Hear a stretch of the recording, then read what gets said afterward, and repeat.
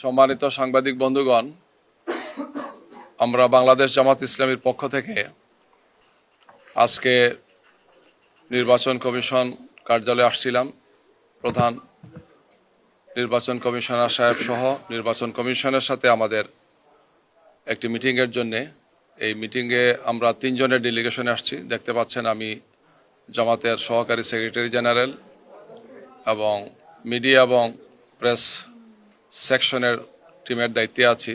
আমার পাশে আছেন ডান দিকে জনাব মোবারক হুসাইন, বাংলাদেশ জামাত ইসলামীর কেন্দ্রীয় নির্বাহী পরিষদের সদস্য এবং ঢাকা 13 আসন, অর্থাৎ এই আসনের তিনি আমাদের এখানকার নমিনি প্রার্থী। আমার পাশে আছেন অ্যাডভোকেট জসিমউদ্দিন সরকার, সিনিয়র লয়ার, আমাদের লয়ার্স কাউন্সিলের তিনি সভাপতি এবং ঢাকা 10 আসনের তিনি নমিনি আমাদের প্রার্থী। এই 3 জনের ডেলিগেশন আমরা আজকে আসছিলাম।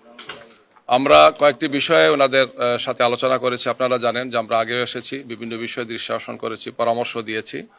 আমাদের আজকের মেন কনসার্ন ছিল আচরণবিধি। আপনারা জানেন যে 11 তারিখ, এই মাসের 11 তারিখ নির্বাচনের শিডিউল ঘোষণা হয়েছে।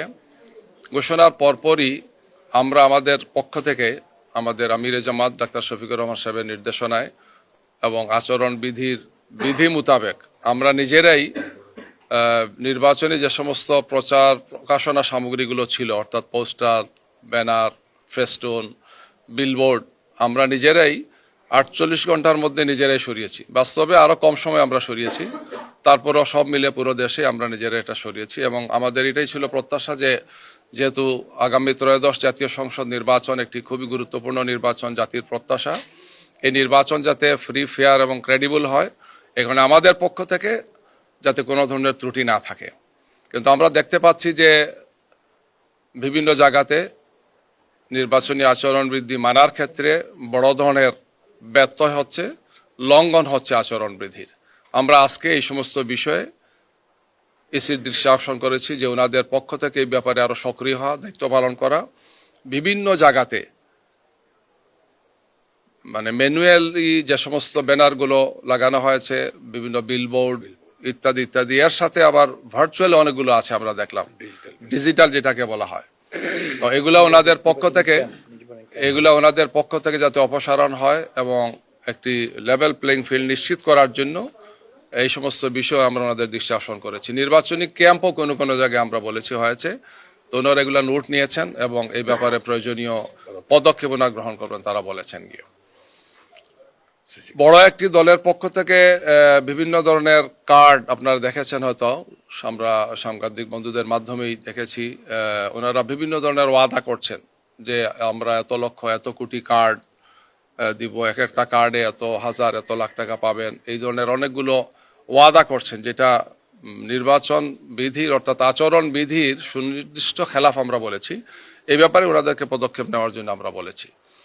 অর্থাৎ যেখানেই যতটুকু আচরণ বিধি লঙ্ঘিত হচ্ছে আমরা তাদের দৃষ্টি আকর্ষণে এনেছি, বলছি যে এগুলা তাৎক্ষণিকভাবে ওনারা যাতে ব্যবস্থা নেন। দ্বিতীয় একটি বিষয় ছিল সেটি যে আমরা নির্বাচন জন্য ফ্রি ফেয়ার করার জন্য খুবই গুরুত্বপূর্ণ বিষয়, যেটা আমরা বারবার রিপিটেডলি বলেছি, ওনাদেরকে আজকেও বলেছি, সেটা হচ্ছে যে নির্বাচন কেন্দ্রগুলোতে সিসি ক্যামেরা স্থাপন। সিসি ক্যামেরা স্থাপন না হলে আমরা মনে করি যে সন্ত্রাসীরা এবং যারা উদ্দেশ্য যাদের অসৎ থাকবে, তারা নির্বাচনকে ভণ্ডুল করার জন্য, বানচাল করার জন্য একটা বড় ধরনের সুযোগ পেয়ে যাবে। সিসি ক্যামেরা থাকলে সেই সুযোগটা আশা করি আর থাকবে না, থাকার কথা না। এটা একটা মেসেজ হবে যে এখানে সিসি ক্যামেরা আছে। তো আমরা এটা আগেও দৃষ্টি আকর্ষণ করেছি, সিরিয়াসলি বলেছি, ওনারা বলেছেন, আমরা উদ্যোগ নিয়েছি, বিভিন্ন ধরনের প্রস্তাব বা বিভিন্ন ধরনের পরিকল্পনার কথা বলেছেন। যে আমরা বলেছি যাই করেন এটা সুনিশ্চিত হতে হবে জনগণ যাতে নির্বাচনে মানসিক প্রশান্তি সহ আসে, কোনো ধরনের ভয় তাদের মধ্যে না থাকে, ভয়শূন্য পরিবেশে যাতে আসে, যেখানে এসে নির্বাচনে ভোট দিলে আমি কোনো সন্ত্রাসের শিকার হব না, আমাকে কোনো ধরনের কোনো সমস্যার মুখোমুখি হতে হবে না। এটা নিশ্চিত করার জন্য আমরা বলেছি যে আপনারা সিসি ক্যামেরা স্থাপনের বিষয়টি নিশ্চিত করে। ওনারা বলেছেন যে আমরা সংশ্লিষ্ট সবার সাথে আলাপ করছি এবং এই ব্যাপারে ওনারা পদক্ষেপ নিচ্ছেন। আমরা বলছি আমরা এটা আরও ফলো আপ নেব, যে এটা যাতে নিশ্চিত হয়। এর পাশাপাশি আইন শৃঙ্খলা পরিস্থিতির কথা আমরা বলেছি, অবৈধ অস্ত্র উদ্ধারের কথা বলেছি, চিহ্নিত সন্ত্রাসীদেরকে গ্রেফতারের কথা আমরা বলেছি।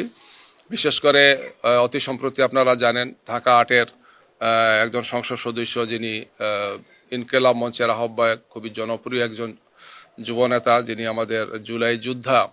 নির্মমভাবে তাকে হত্যা করা হয়েছে। তিনি নির্বাচনী কার্যক্রমে ছিলেন, এই অবস্থায় তাকে হত্যা করা হয়েছে এবং হত্যাটা খুবই নির্মম নিষ্ঠুরভাবে হয়েছে, যেটি পুরো দেশেই ব্যাপক আলোড়ন সৃষ্টি করেছে এবং বিপুল সংখ্যক মানুষের মধ্যে একটা মানসিক ট্রমা তৈরি করেছে কি।